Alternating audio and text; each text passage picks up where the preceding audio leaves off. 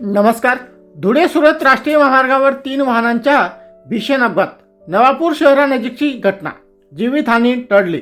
नवापूर शहरातून जाणाऱ्या राष्ट्रीय महामार्गावरील नवी होंडा परिसरात आज पहाटेच्या सुमारास 3 वाहनांचा विचित्र अपघात झाला. या वाहनाला ऐनवेळी ब्रेक न लागल्यामुळे चालकाचे नियंत्रण सुटले आणि त्या वाहनाने समोरील 2 वाहनांना जोरदार धडक दिली. या भीषण धडकेत तिन्ही वाहनांचे मोठ्या प्रमाणावर नुकसान झाले आहे. अपघातग्रस्त वाहनांमध्ये ट्रक क्रमांक MH06 AC 6034, MH16 CD 3080 आणि DD 01 E 9414 यांचा समावेश आहे. सुदैवाने या अपघातात कोणतीही जीवितहानी झाली नाही. मात्र एका वाहनाचे चालक निशाल सिंग चौधरी राजस्थान हे जखमी झाले असून त्यांच्यावर उपचार सुरू आहेत.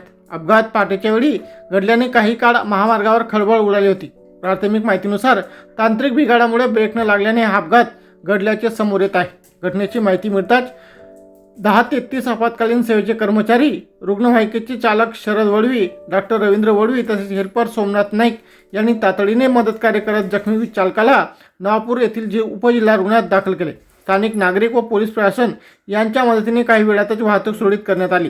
पुढील तपास सुरू आहे.